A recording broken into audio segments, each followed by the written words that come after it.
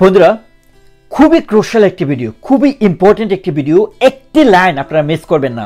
বন্ধুরা যে বিষয়টি নিয়ে কথা বলবো, সেনাবাহিনীর কার্যকলাপ যে কতটা প্রশ্নবিদ্ধ, আবারও আপনাদের কাছে আমি প্রমাণ তুলে দেব। বন্ধুরা একটি স্টেটমেন্ট তুলে ধরছি, যেটা কিনা একজন উচ্চ পদস্থ সেনা কর্মকর্তা কর্নেল ইত্তেখাবের একটি স্টেটমেন্ট। সেখানে তিনি যে পয়েন্টগুলো নিয়ে কথা বলেছে তার বিশেষ কিছু পার্ট নিয়ে আমি আপনাদের সাথে কথা বলবো। বন্ধুরা তিনি বলেন, সরকারের আদেশে সেনাবাহিনী মোতায়েন হয়েছে, সরকার যখন চাইবে তখন সেনাবাহিনী মাঠ ছাড়বেন। মানবাধিকার লঙ্ঘন কিংবা বিচার বহির্ভূত হত্যা প্রতিরোধের বিষয়ে সেনাবাহিনী অত্যন্ত সচেতন রয়েছে। এই বিষয়ে আমাদের সর্বোচ্চ নেতৃত্বের আদেশ রয়েছে, যে কোনো ধরনের পরিস্থিতি যেন আমরা বিচার বহির্ভূত হত্যা সংঘটিত হতে না দেয়, আমরা সেই চেষ্টাই করছি। মানবাধিকার লঙ্ঘন যেন না ঘটে, এক্ষেত্রে আমাদের সর্বোচ্চ চেষ্টা ছিল। বন্ধুরা তার যে মানবাধিকার লঙ্ঘন নিয়ে যে তার স্টেটমেন্টটি তিনি দিলেন, এখানে তার পুরো স্টেটমেন্টের একটি পার্ট এটি। কিভাবে দেখছেন বিষয়টিকে? হাজার হাজার হত্যাকাণ্ড হয়েছে, আর তিনি এখানে বলছে এটাই নাকি তাদের সর্বোচ্চ প্রায়োরিটি। তার যে এই বিষয়বস্তুটি আপনি কিভাবে দেখছেন, প্রশ্নটা আপনার কাছে তুলে ধরলাম। এখানে তিনি আরও বলেন, থানায় রেকর্ড হওয়া বিভিন্ন অভিযোগ ও মামলার সংখ্যা পর্যালোচনা করে তিনি বলতে চান দেশের আইন শৃঙ্খলা পরিস্থিতি অবনতি হয়নি।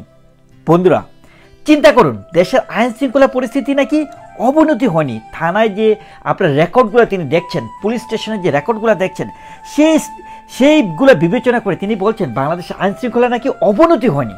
বন্ধুরা বিষয়টিকে আপনি কিভাবে দেখছেন? বাংলাদেশের হিস্ট্রিতে আফটার 1971 এইরকম আইন শৃঙ্খলার অবনতি বাংলাদেশের মানুষ কখনোই দেখেনি। আর সেনা কর্মকর্তা, একজন উচ্চপদস্থ কর্মকর্তা বলছে বাংলাদেশের আইন শৃঙ্খলা নাকি অবনতি হয়নি। বন্ধুরা তিনি আরও কয়েকটি পয়েন্ট দিয়েছেন, সেখানে আমি ইম্পর্টেন্ট আরেকটি পার্ট নিয়ে কথা বলি। সেটি হচ্ছে যে তিনি বলছেন শিল্পাঞ্চল, সড়কসহ বিভিন্ন বৈরী পরিস্থিতি মোকাবেলার পাশাপাশি গেল 3 মাসে দেশের বন্যা, সাম্প্রদায়িক সম্প্রীতি, বৈষম্য বিরোধী আন্দোলনের আহতদের চিকিৎসায় নিরলসভাবে কাজ করে যাচ্ছে বাংলাদেশ সেনাবাহিনী।